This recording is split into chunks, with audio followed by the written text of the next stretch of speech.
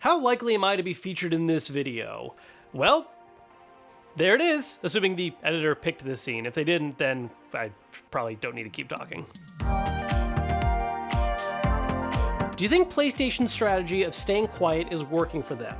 On the one hand, it's building hype for all the fans to see the console, however, it does build up annoyance given the fact that Microsoft has already showed off their stuff.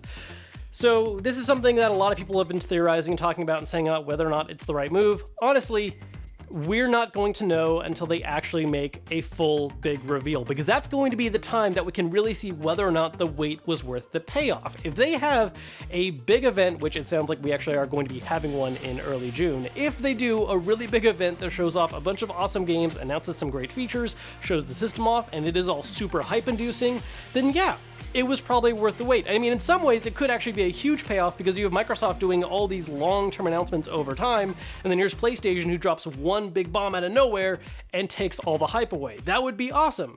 But it's totally also possible that they could do their event and everyone goes, yeah, that looks cool too, I guess. They're both new systems.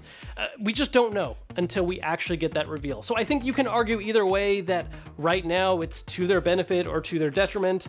I think right now it is leaning a little bit more towards favoring Microsoft right now, but if the response is strong enough from PlayStation when they finally do make a bunch of announcements, then yeah, it'll have been worth it. How quickly do you think Nintendo will respond to the next gen once PS5 and Xbox Series X are launched later this year? I've touched on this subject a little bit in the past, and a lot of times it's addressing this narrative I think some people have built up in their heads that, oh, because the Xbox Series X and PS5 are going to be so powerful, the Switch is going to be made irrelevant. And I really don't think that's true. Yes, it's going to widen the gap that the Switch already had behind the other current gen systems, but that's not really what's been doing well about the Switch. I think the fact that it is being treated as a handheld and a combo system by a lot of people, and just the first-party support that's been getting, is really what leads to a lot of the interest. I think there is a chance we might see some kind of more powerful system in the future to try and match up a little bit. There's of course all the speculation and rumor about some kind of Switch Pro, which is not happening this year. It could happen in 2021. I think that's only possibility, but honestly, I really don't think Nintendo necessarily has to do anything about it, because I don't think the graphic divide between the systems is really going to be as serious of an issue as some people are treating it. Do you think PlayStation and Xbox are putting too much into their systems, that it's making them too pricey, systems and games? On the system side of things, we don't actually know the prices yet, so who knows? I mean, I know some people have in their heads these very high numbers they're worried about because they look at, the performance and sales of the current systems, then seeing that the Series X and PS5 are supposed to be a lot more powerful. Well, what if it's like $700? That's all speculation right now. We don't know the prices. It's entirely possible that some of these could even end up initially selling for $400, although I personally think 5 is a little more likely, but still, the point is, we don't have the prices for sure yet, so I don't think that's something to necessarily worry about just yet. As far as games go, I don't think we're going to see game prices increase anytime super soon. I think 60 has kind of been cemented as the standard for a lot of major systems, and a large reason for that is because when it comes to big AAA titles, well, they tend to make a lot of extra money by including good old-fashioned microtransactions, or at least even DLC in some form. A really good example of this would be Mortal Kombat 11, where, the initial game came out for $60, and then they had a character pass, and then you can also now buy the Aftermath pass, where if you've been buying all that stuff individually, it's a $120 game. It's a lot cheaper if you waited and just bought the complete collection that's coming out, but if you didn't, they definitely made more money off of you. What do you think of the PS4 Pro Last of Us system? And actually, one other question I want to combo with this is, what are your thoughts about the Cyberpunk 2077 Xbox bundle? Something I've been seeing a lot of people talk about for both these systems is, why are we getting a special edition so close to next-gen systems? This is even something I brought up when the Cyberpunk one was first announced. And in the defense for both companies, both of these are games that were pushed back. Both Last of Us Part 2 and Cyberpunk 2077 did have earlier launch dates originally planned, and these systems were probably, concocted during that time period and already planned out. I think they are cool looking systems. I'm excited for both of them. I think between the two, I lean a little bit more towards the Cyberpunk one. I think Xbox just in general does a great job with limited edition systems. There's usually a lot of extra detail and just little tidbits you can find that are really cool. But I will say the Last of Us Part 2 one does look really awesome, and I'm very curious to see what it's going to look like in person, because based on the pictures, it kind of looks like it has a bit of a metallic sheen, which is something I like on my systems. And I'm curious curious how exactly they're doing the design on the top. It almost kind of looks like an etching, but it's more likely just going to be kind of an off-color, comparison kind of thing, which they've done a lot, but we'll see once it actually comes out. I do have the Last of Us system pre-ordered, so I will be unboxing that when it releases, and we'll see what I think. Do you think Mario games rumored for 2020 will be good? To be honest, I feel like I played Mario 64 to death on the N64, so not really interested in remastered versions on the Switch.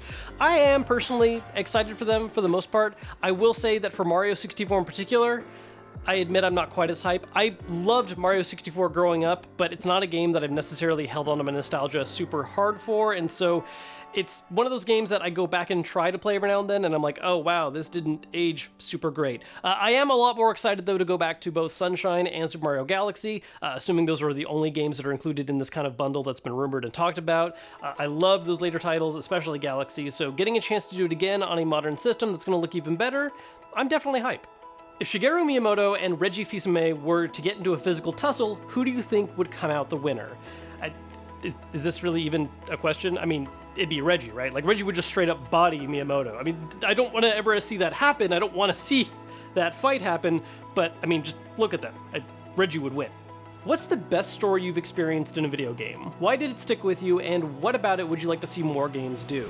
There's a lot of, like, big AAA epic storyline type stuff I could talk about, and games that I think were written fairly well, but when I think about experiences that have really stuck with me, the one specific one is a much smaller example, which is Brothers. I absolutely love the story for Brothers. I think part of it is because I myself am a younger brother with an older brother, so there's some of that kind of connection right there, but the way the game handled its narrative is honestly amazing. There's no dialogue, at least none that's in a real-world language, and so all the story that you pick up is through body language and character tone and just, the actual events that happen in the game.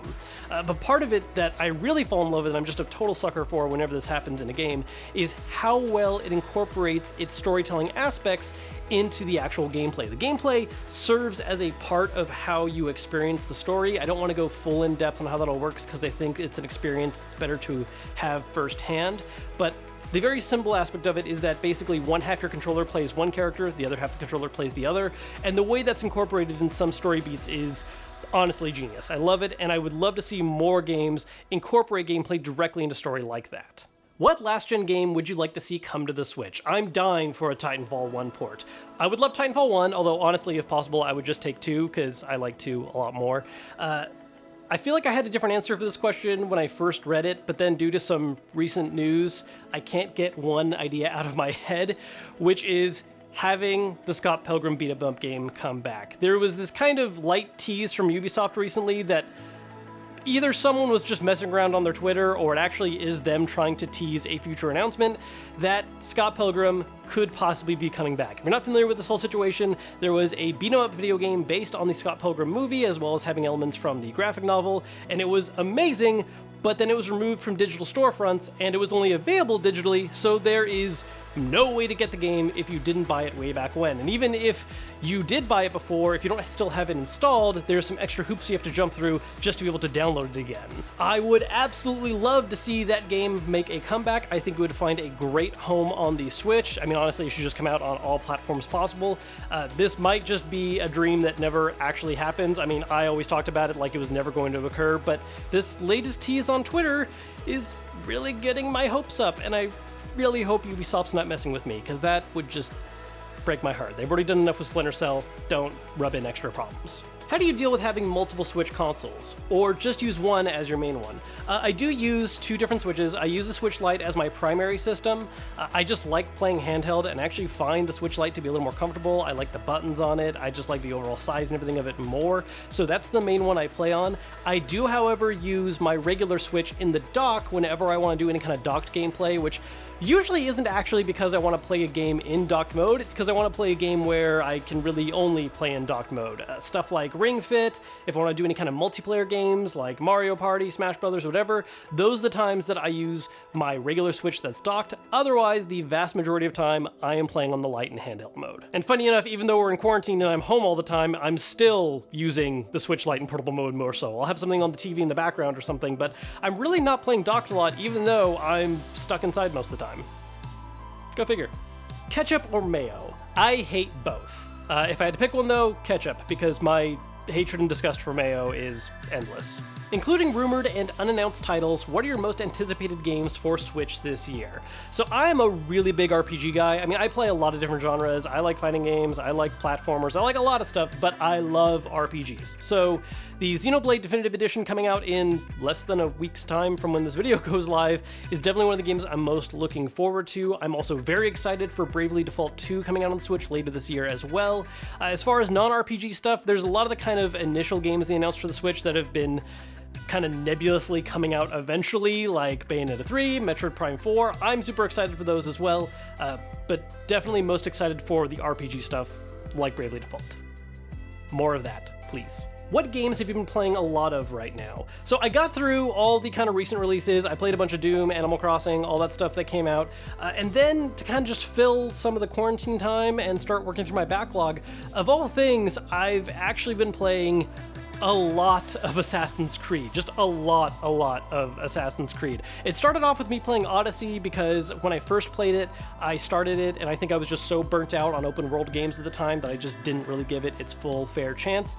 I played it way too long for several days in a row and got through that game along with its DLC. I ended up then jumping into Origins and played through all the main game for that. I didn't do the DLC for that one. And I even put a little time into Syndicate because I kind of missed some of the older Assassin's Creed games as well. So I did all of that. I'm just now actually finished with that whole run, so I'm going to work through more of my backlog. I actually just posted a poll on my Twitter as I was shooting this video about what I should work on next, and it looks like I'm going to be finishing up Control and moving on to the Yakuza series after that.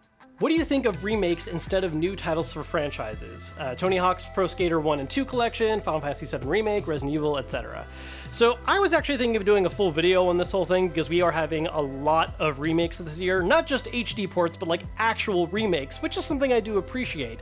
There's a couple more on the horizon I'm waiting on, so I kind of want to play those before talking about just this whole kind of year in review. But just kind of the quick answer right now, I'm honestly kind of for it. Game-by-game basis, some do better jobs than others. I actually really like the way that some companies are kind of almost looking back on the stuff that worked before, but then mutating it a little bit and making something a little more different out of it. I know Final Fantasy VII Remake got a little bit of mixed reception for some of the changes they made, but honestly, I actually really dug it. And I loved both of the Resident Evil remakes. I liked 2 more than 3, but they're both great. So in general, I've been pretty happy with it. I'm curious to see how more remakes turn out, and I'm really curious to see if this is going to be a longer run trend. Kind of like with movies, where we just started seeing remakes of everything nonstop, and it's gotten to be a bit much. I don't want to see it at that level for games. I do want new stuff as well, but if every remake that happens is done as thoughtfully as some of the ones we've been seeing lately, I'm all for it.